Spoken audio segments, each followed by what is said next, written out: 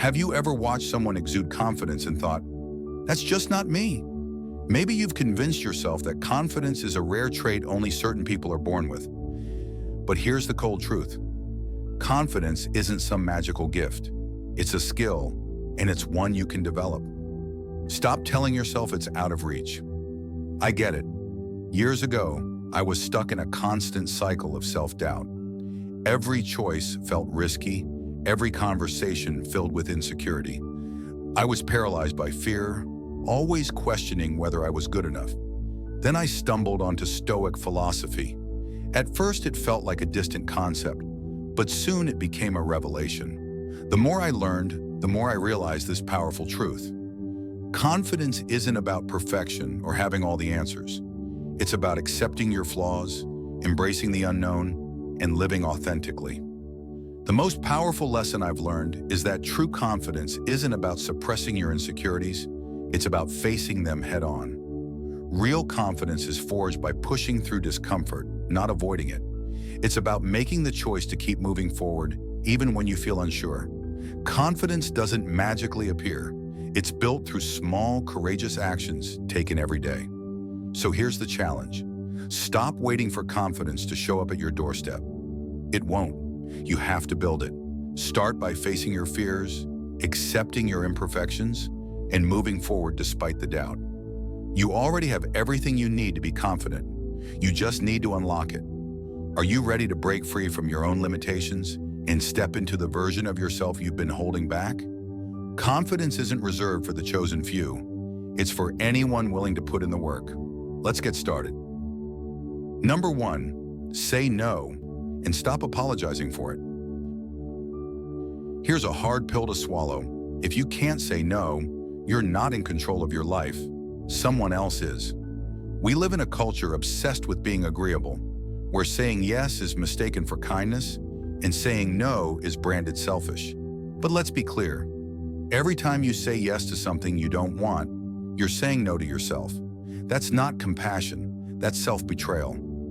I used to be the go-to yes person, polite, reliable, agreeable. It made me feel useful, needed.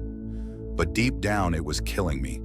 I wasn't being helpful, I was being used. I handed my time and energy over like they were worthless. And what did it get me? Burnout, bitterness, and a nagging sense that my life didn't belong to me anymore. There was one week I'll never forget. I said yes to helping a friend move, again, took on an extra load at work, unpaid of course, and showed up at back-to-back social events I had zero interest in. By Sunday, I was running on fumes. And worse, I hated myself for letting it happen. Again, that wasn't kindness. That was cowardice disguised as cooperation. Let's cut through the fluff. Saying no is confidence. It's the moment you stop begging for permission to value your time. People might call you difficult, selfish, even rude. Let them. Those same people have been dining off your compliance for years. When you finally say no, you're not just setting a boundary. You're flipping the power dynamic. Still scared of saying no? Good. That fear means it matters. But here's the deal. Every time you say yes when you mean no, you shrink. You tell the world that everyone else's priorities come before your own. And that's the fastest way to feel small, lost, and invisible. Want to build unshakable confidence? Start with a 2-letter word that most people are too afraid to use. So the next time someone tosses a request your way, stop and ask yourself, if I say yes to this, what am I saying no to? If it costs you your peace, your time, your energy, or your self-respect, the answer should be a loud, unapologetic no. Not maybe, not a polite excuse, just no. Because the truth is, you don't need a reason to protect your space, you need guts. Number 2, embrace the ugly parts. You're too much. You're not enough. Why can't you be more like? We've all heard it. The world hands us labels like little verdicts, telling us which parts of ourselves to shrink, shave down, or smother. You hear it enough and you start believing it. You start hiding. Not to protect yourself, but to be more acceptable. But let me ask you, at what cost? For years, I tried to curate a version of myself that I thought people would like. I avoided saying the wrong thing, tried not to laugh too loudly, dressed how I thought I should, and constantly monitored myself like I was on trial. I wasn't growing. I was editing myself out of my own life. Flaws became enemies.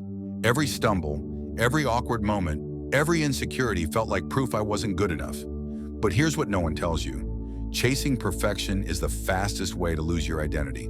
The more I tried to fix myself, the more disconnected I became from who I really was. It wasn't until I stopped fighting my flaws and started owning them that I found real strength. Not loud, showy strength, quiet, unshakable strength. The kind that doesn't flinch when someone criticizes you. Because you've already accepted that part of yourself. There's no shame left for them to weaponize. Take my fear of public speaking. For years, I let it control me. Every time an opportunity came up, I'd find a reason to back out. Until one day I didn't. I spoke, I fumbled, I got lost in my notes. But I also connected with people in a way I never had before. Because I was real, not perfect, just present. The Stoics understood this. They didn't preach flawlessness. They embraced discipline, clarity, and above all, honesty. To be flawed and still walk with your head high, that's real power. Confidence doesn't come from covering up.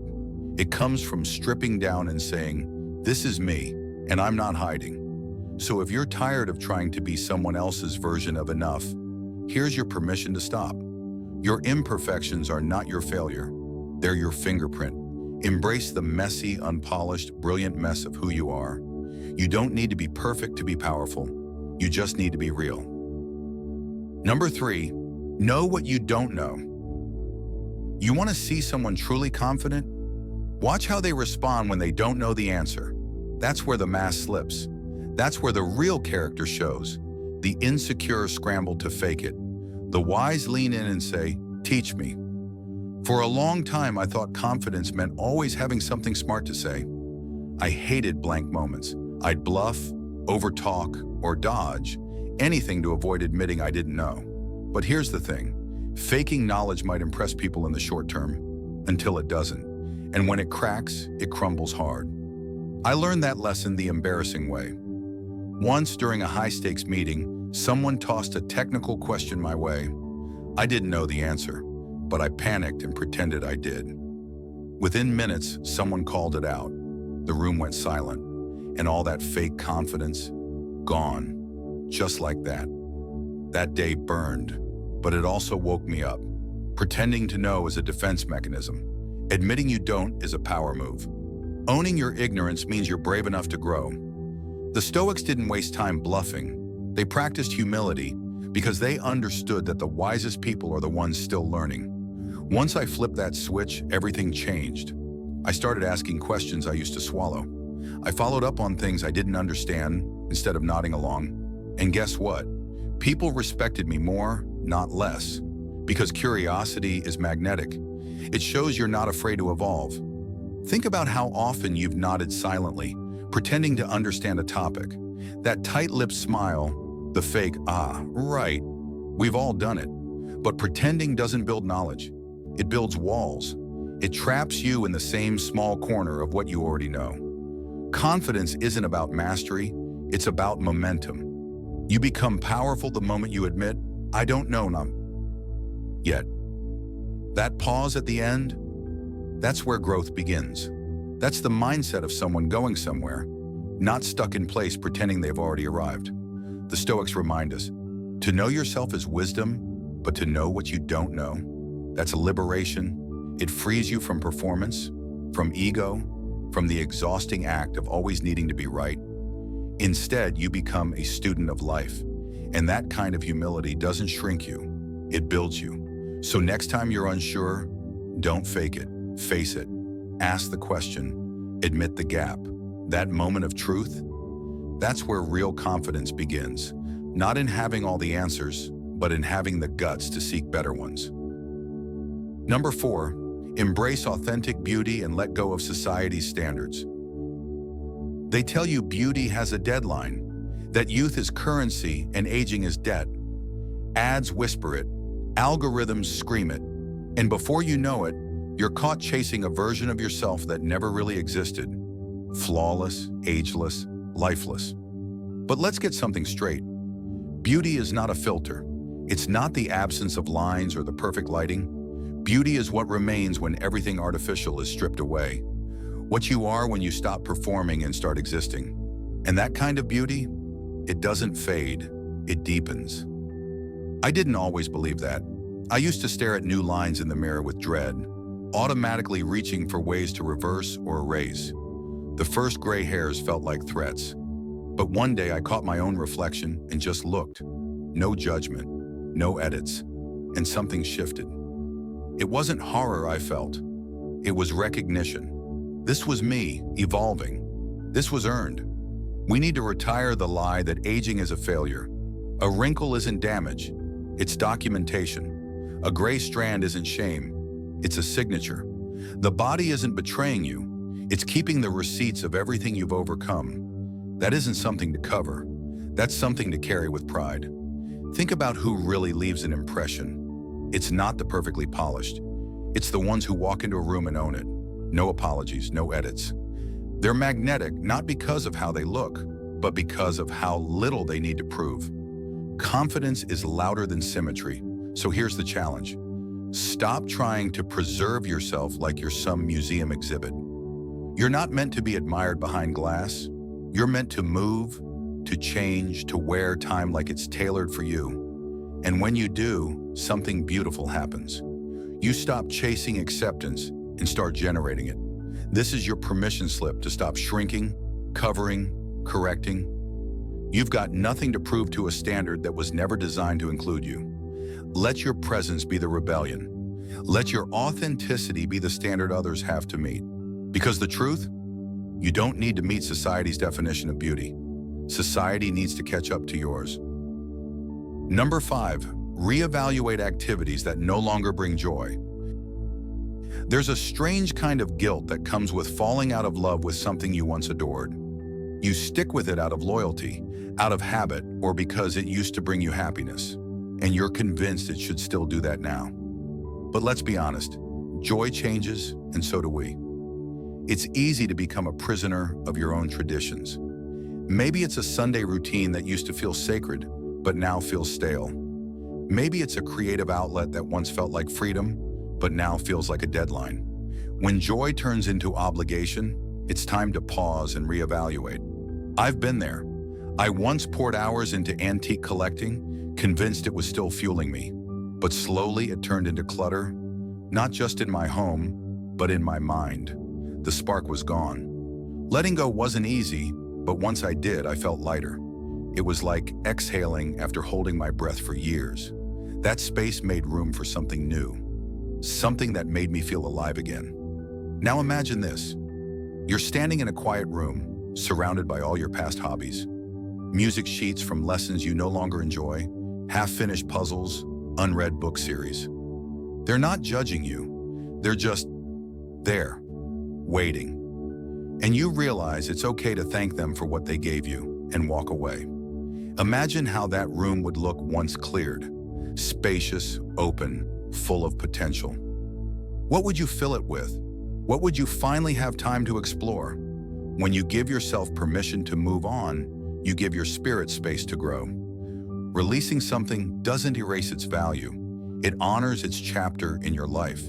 There's courage in saying, this no longer fits who I am becoming. Maybe it's that monthly meetup that drains your energy. Maybe it's a goal that once motivated you, but now feels like a cage. Letting go can be radical, but sometimes it's the first step toward finding what actually fuels your soul. Have you ever had to walk away from something that used to bring you joy? What did you discover in the aftermath? I'd love to hear your experience in the comments. Your story could be exactly what someone else needs to hear right now. Number 6, cut ties with toxic relationships. Relationships are powerful forces in our lives. They can raise us up, fill our hearts with joy, and give us a sense of belonging. But not all relationships are created equal. Some are built on mutual respect and care, while others exist only to drain us. It's hard to admit when a relationship no longer serves us, but it's even harder to ignore the toll it takes on our mental and emotional well-being. Toxic relationships aren't just the ones that seem obviously harmful. Sometimes they sneak in, disguised as familiar connections. Maybe it's the friend who can't resist making hurtful jokes, or the family member who undermines your every move.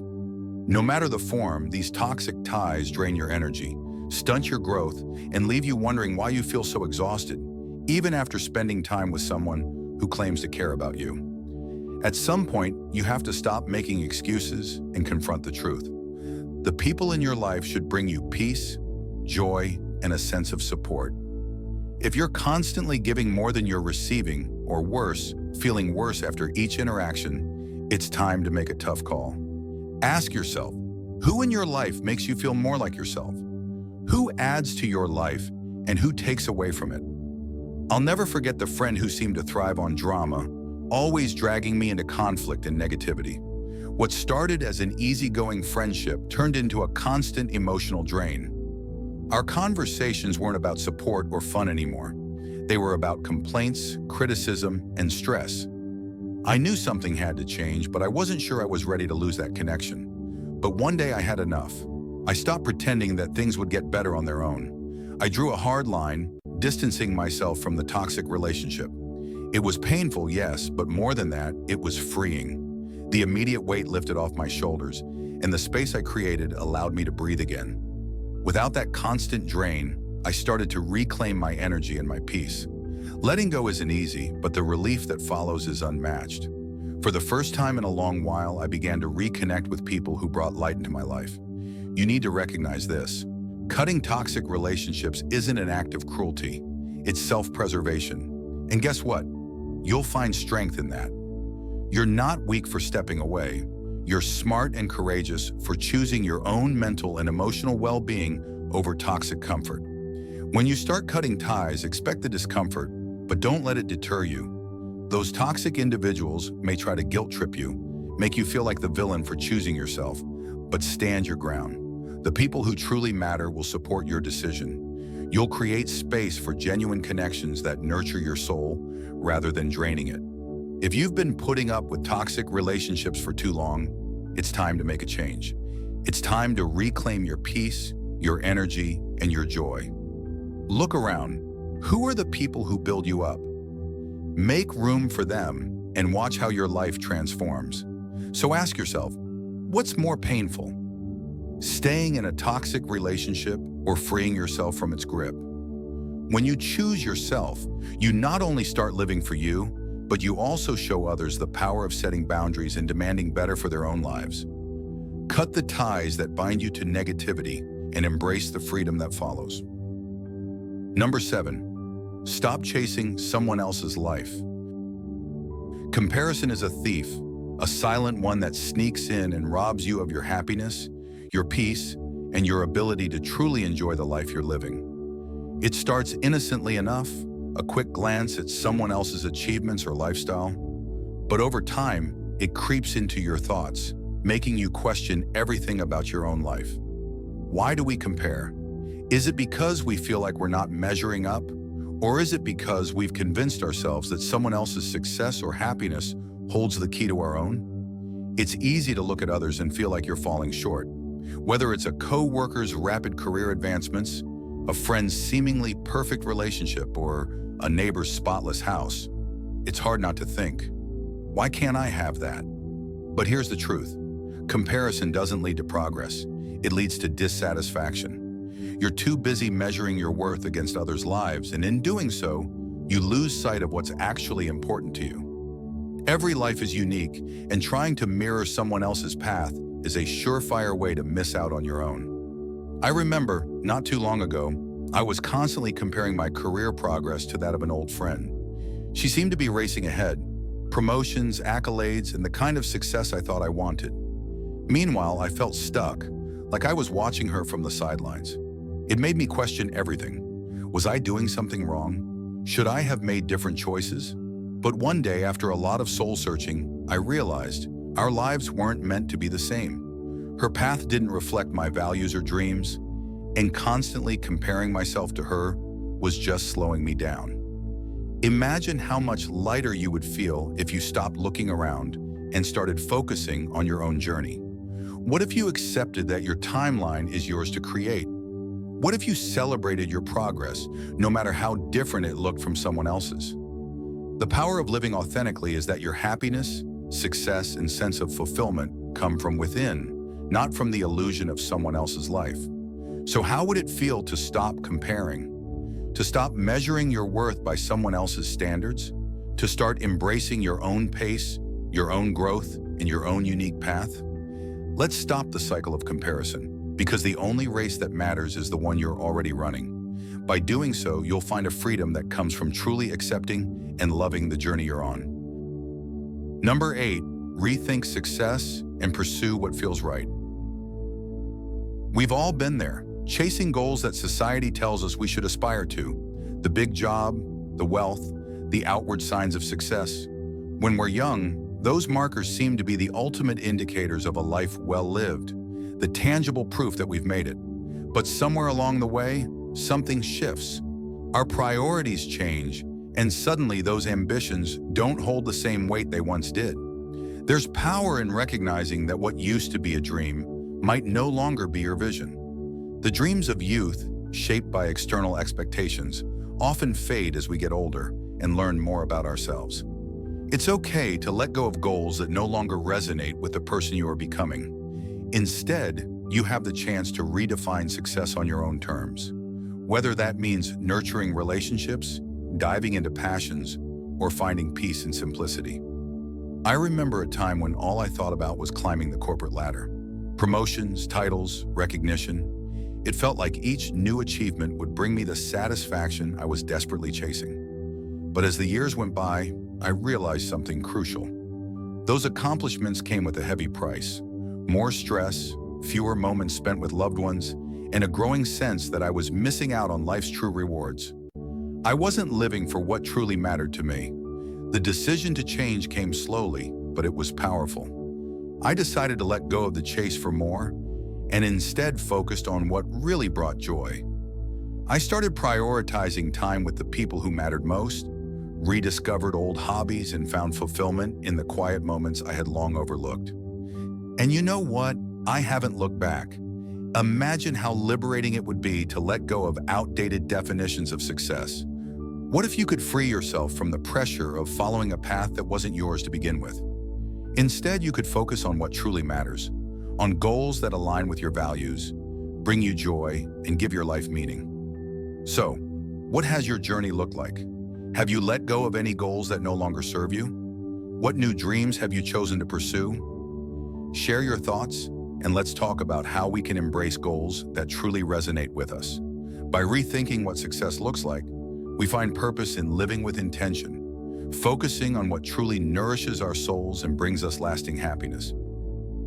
Number 9, put your own happiness first without apology. Imagine this. You're holding a glass of water and you start pouring it into another glass. At first, the water flows easily, but eventually the first glass runs dry. You can't give anymore. This is what it feels like when you keep pouring yourself out for others without replenishing your own well-being. Eventually, there's nothing left to give. Yet for many of us, the habit of putting others' needs first is so deeply ingrained, it feels almost unnatural to do anything different. We live in a world that often glorifies self-sacrifice. We're taught that being constantly available, always putting others before ourselves, is a badge of honor. Whether it's our family, our work, or our friendships, we feel obligated to meet others' expectations, thinking it's the right thing to do. But here's the truth. If you're not taking care of yourself, you're not taking care of anyone else. The first step in prioritizing your own happiness is realizing that it's not selfish. It's essential. When we put our needs last, we end up giving from an empty cup, and that leads to burnout, resentment, and frustration. You can't be your best for others if you're not at your best yourself. And the good news is that focusing on your happiness doesn't diminish your ability to care for those you love, it enhances it. I used to think that being everything to everyone was a sign of strength. I wore my ability to juggle commitments as a badge of honor. My work, my family, my friends all came first, and I came last. Over time, I felt more drained, more distant from what truly made me happy. I was lost in the roles I played for others, not the person I was for myself. Then something shifted. I decided to take one small step. I reserved 1 hour every day, just for me. Whether it was reading, walking, or simply sitting in silence, that hour became sacred. It wasn't much, but it was enough to reset my mind, recharge my energy, and reclaim my happiness. The impact was immediate. I became more present for my family, more engaged at work, and, most importantly, more connected to myself. Imagine the power in choosing your own happiness, unapologetically. What would it feel like if you could stop justifying your need for rest or joy? If you could step away from the guilt and simply embrace what nurtures you? This shift doesn't mean abandoning the people you care about. It means you're giving from a place of abundance, not depletion. So let go of the guilt. Prioritize your happiness. Fill your own cup first and watch how much more you have to give to the world around you. Your well-being is the foundation on which everything else is built. And when you choose happiness, you strengthen not just yourself, but every relationship you hold dear. Number 10, surround yourself with positive influences. Imagine walking into a room filled with energy, bright, uplifting, and full of possibility. Now picture stepping into a room that feels heavy, draining, and full of negativity. The difference is stark, isn't it? This contrast isn't just about the atmosphere, it's about the people who inhabit these spaces. Who you spend time with shapes your mindset, energy, and overall outlook on life. The truth is, we are the sum of the people we spend the most time with. Whether we realize it or not, the attitudes, behaviors, and energy of those around us rub off on us. If you're constantly surrounded by negativity, doubt, or pessimism, it can be nearly impossible to stay positive or motivated. On the other hand, when you choose to surround yourself with uplifting, encouraging, and growth-oriented people, it's like being in a constant state of support and empowerment. Consider this. Who do you spend your time with? Do they inspire you, encourage your growth, and challenge you to be the best version of yourself? Or do they drain you, feeding you with doubt, negativity, and limiting beliefs? Think about a time when you felt particularly energized or inspired. Was it when you were with people who lifted you up, celebrated your victories, and supported your dreams? Now think about the times you felt sluggish, defeated, or stuck. More often than not, those moments align with spending time with individuals who held you back or didn't believe in your potential. Imagine if you actively chose to be around people who brought out your best qualities, people who made you feel seen, heard, and valued. What would that do for your sense of self-worth and confidence? How much faster could you reach your goals if you were consistently surrounded by people who pushed you forward instead of holding you back? Take a moment to reflect on the relationships in your life. Are they lifting you up or holding you down? Are they encouraging you to grow, or are they keeping you stuck in negative cycles? It's time to make a conscious choice about who you allow into your space. Remember, positive influences don't just inspire us, they empower us to become the best versions of ourselves. Surrounding yourself with positive, motivating people isn't about isolating yourself from those who may not be in a good place. It's about protecting your energy and ensuring that you have the support you need to thrive. You are worthy of being around people who value your growth and encourage your success.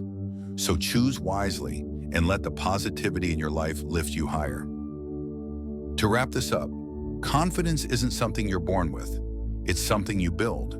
It's about facing your fears, embracing your imperfections, and pushing forward despite the discomfort. Stop waiting for it to magically appear. Take action, challenge yourself, and watch your confidence grow. If I can do it, so can you. Remember, it's not about being perfect. It's about being authentic and courageous every day. If this resonated with you, hit that like button, subscribe for more, and drop a comment below sharing how you're building your confidence today. Let's keep growing together.